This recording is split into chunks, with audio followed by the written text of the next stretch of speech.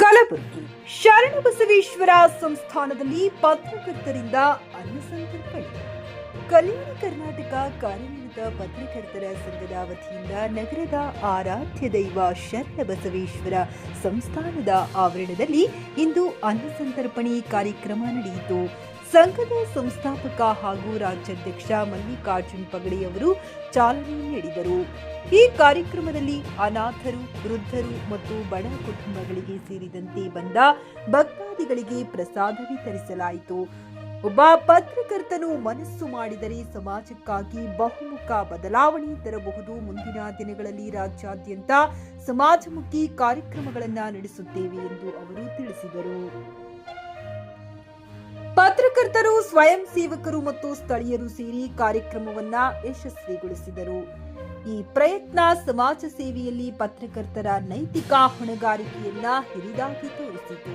ಈ ಸಂದರ್ಭದಲ್ಲಿ ಸಂಘದ ಪದಾಧಿಕಾರಿಗಳಾದ ರಾಜಶೇಖರ್ ಮಾತೋಳಿ, ರವಿ ಬಡಿಗೇರ್, ಶ್ರೀಶೈಲ್ ಪಗಡಿ, ಪವನ್ ಕುಲಕರ್ಣಿ, ಕರುಣಯ್ಯ ಸ್ವಾಮಿ, ಮಾಂತೇಶ್ ರೋಜಿ, ವಿನಾಯಕ್, ರಮೇಶ್ ಕುಡ್ಡಳ್ಳಿ, ಮಾರುತಿ, ಪ್ರವೀಣ್, ವಿಠಲ್ ಪೂಜಾರಿ ಸೇರಿದಂತೆ ಹಲವಾರು ಪತ್ರಕರ್ತರು ಉಪಸ್ಥಿತರಿದ್ದರು.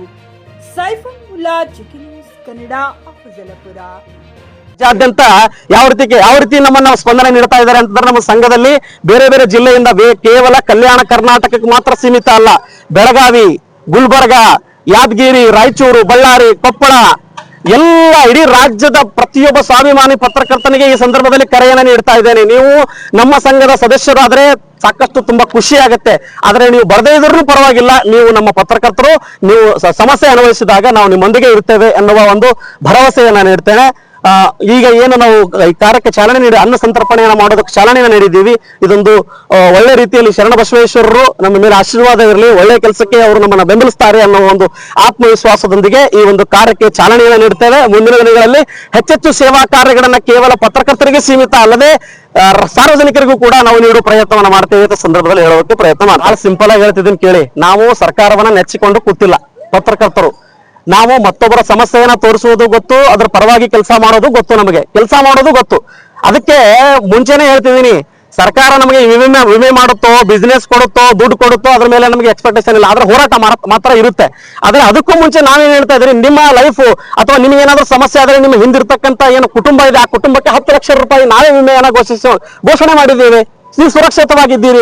ಮೇಲಾಗಿ ನಿಮ್ಗೆ ಬಿಸಿನೆಸ್ ಮಾಡಬೇಕು ಅನ್ನೋ ಏನಾದ್ರು ಇಚ್ಛೆ ಇದ್ರೆ ಬಿಸಿನೆಸ್ ಮಾಡ್ತಿರ್ತಕ್ಕಂಥ ಎಲ್ಲ ಸವಲತ್ತುಗಳನ್ನ ನಾವು ಕಲ್ಪಿಸ್ತೀವಿ, ಬನ್ನಿ ನಮ್ಮ ಹತ್ರ ಅಂತ ಹೇಳ್ತಿದೀವಿ.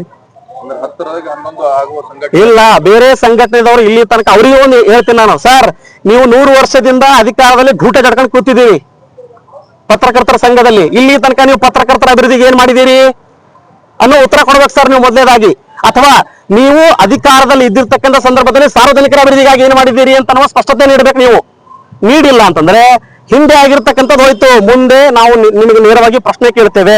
ಯಾಕೆಂದ್ರೆ ನೀವು ಅಧಿಕಾರದಲ್ಲಿದ್ದೀರಿ, ನಿಮಗೆ ಪ್ರಶ್ನೆ ಮಾಡ್ತಿರ್ತಕ್ಕಂಥ ಹಕ್ಕು ನಮಗಿದೆ. ಸಾರ್ವಜನಿಕರಿಗೂ ಕೂಡ ಪ್ರಶ್ನೆ ಮಾಡ್ತಿರ್ತಕ್ಕಂಥ ಹಕ್ಕಿದೆ. ಇಲ್ಲಿ ತನಕ ಎಲ್ಲ ನಾವು ಮಾಡ್ದಂಗೆ ನಡೆಯುತ್ತೆ ಅಂತಂದ್ರೆ ನಡೆಯೋದಿಲ್ಲ. ಸ್ಪಷ್ಟತೆ ಇರಬೇಕು, ಲೆಕ್ಕಪತ್ರಗಳು ಕೊಡಬೇಕು. ನೀವು ಅಧಿಕಾರದಲ್ಲಿದ್ದಾಗ ಏನೇನು ಸೇವೆ ಮಾಡಿದೀವಿ ಅಂತ ಹೇಳ್ಬೇಕು. ಪತ್ರಕರ್ತರಿಗೆ ಒಂದು ನಾವು ಬಸ್ ಪಾಸ್ ಮಾಡೋದಕ್ಕೆ ಇಷ್ಟು ವರ್ಷಗಳು ಬೇಕಾಯ್ತು. ಅದನ್ನು ಕೂಡ ಬಸ್ ಪಾಸ್ ನೀವು ಕತೆ ಕೇಳಿದ್ರೆ ತಲೆ ತಿರುಗಿ ಹೋಗುತ್ತೆ. ಹೆಂಗೆ ಅಂತ ಕೇಳಿದ್ರೆ ಅಷ್ಟೊಂದು ರೂಲ್ಸ್ ರೆಗ್ಯುಲೇಷನ್ಸ್. ಆದ್ರೆ ರಾಜ್ಯದಲ್ಲಿ ಸರ್ಕಾರ ಏನ್ ಮಾಡುತ್ತಪ್ಪ ಅಂತ ಕೇಳಿದ್ರೆ ಬರೀ ಒಬ್ಬ ಹೆಣ್ಮಗಳಿಗೆ ಆಧಾರ್ ಕಾರ್ಡ್ ತಂದು ಕೊಟ್ರೆ ನೀವು ಬಸ್ ಫ್ರೀ ಅಂತ ಹೇಳುತ್ತೆ. ಪತ್ರಕರ್ತರು ಬರದಾಡ್ತಿದ್ದೀವಿ ಅಂತಂದ್ರೆ ನೀವು ಅರ್ಥ ಮಾಡ್ಕೋಬೇಕು. ಅದನ್ನ ಬಿಟ್ಟು ನೀವು ಯಾವ ರೀತಿ ನಮ್ಮನ್ನ ಬಳಸ್ಕೊತಾ ಇದ್ದೀರಿ ಅಂತಂದ್ರೆ ನೀವು ಮನಸ್ಸಿಗೆ ಬಂದಾಗ ಬಳಸ್ಕೊಂತೀರಿ. ಅದು ಮುಂದಿನ ದಿನಗಳಲ್ಲಿ ನಡೆಯಲ್ಲ ಅನ್ನೋದು ನನ್ನ ಸ್ಪಷ್ಟ ಸಂದೇಶ ಸರ್. ಪಿಯುಸಿ ಮುಗಿಸಿ ನರ್ಸಿಂಗ್ ಮಾಡಲು ಹಾಗೂ ಫಿಸಿಯೋಥೆರಪಿ ಮಾಡಲು ಇಚ್ಛಿಸುವವರಿಗೆ ಉತ್ತಮ ಅವಕಾಶ. ಹುಮ್ನಾಬಾದ್ನ HKDETಯ Umadevi Patil college of nursing ನಲ್ಲಿ BSc ನರ್ಸಿಂಗ್ ಹಾಗೂ ಡಿಪ್ಲೊಮಾ ನರ್ಸಿಂಗ್ ಕೋರ್ಸ್ ಲಭ್ಯ. ಹಾಗೂ ಭೀಮರಾವ್ ಪಾಟೀಲ್ ಕಾಲೇಜ್ ಆಫ್ ಫಿಸಿಯೋಥೆರಪಿನಲ್ಲಿ BPT ಮತ್ತು MPT ಸ್ನಾತಕೋತ್ತರ ಪದವಿ ಲಭ್ಯವಿದೆ. ಇಲ್ಲಿ ಪ್ರವೇಶ ಪ್ರಾರಂಭವಾಗಿದ್ದು ಉತ್ತಮವಾದ ಕ್ಲಾಸ್ ರೂಮ್, ಅನುಭವವುಳ್ಳ ಅಧ್ಯಾಪಕರಿಂದ ಬೋಧನೆ, ಪ್ರತ್ಯೇಕ ಲ್ಯಾಬ್ಗಳ ವ್ಯವಸ್ಥೆ, ಹೈಟೆಕ್ ಆಸ್ಪತ್ರೆಯೂ ಲಭ್ಯವಿದೆ. ಹಾಗೂ ವಿದ್ಯಾರ್ಥಿಗಳಿಗೆ ಪ್ರತ್ಯೇಕ ಹಾಸ್ಟೆಲ್ ವ್ಯವಸ್ಥೆಯೂ ಲಭ್ಯವಿದೆ. ಹಾಗಿದ್ರೆ ತಡೆಯಾಕೆ, ಹಿಂದೆ ಭೇಟಿ ನೀಡಿ. NH65 ರಸ್ತೆ, ವೀರಭದ್ರಗಿರಿ, ಸಿಂದನಕೀರ ಕ್ರಾಸ್, ಹುಮ್ನಾಬಾದ್. ಹೆಚ್ಚಿನ ಮಾಹಿತಿಗಾಗಿ ಸಂಪರ್ಕಿಸಿ ಆಡಳಿತಾಧಿಕಾರಿ ಡಾಕ್ಟರ್ ಸದಾನಂದ ಪತ್ರಿ 9019078988.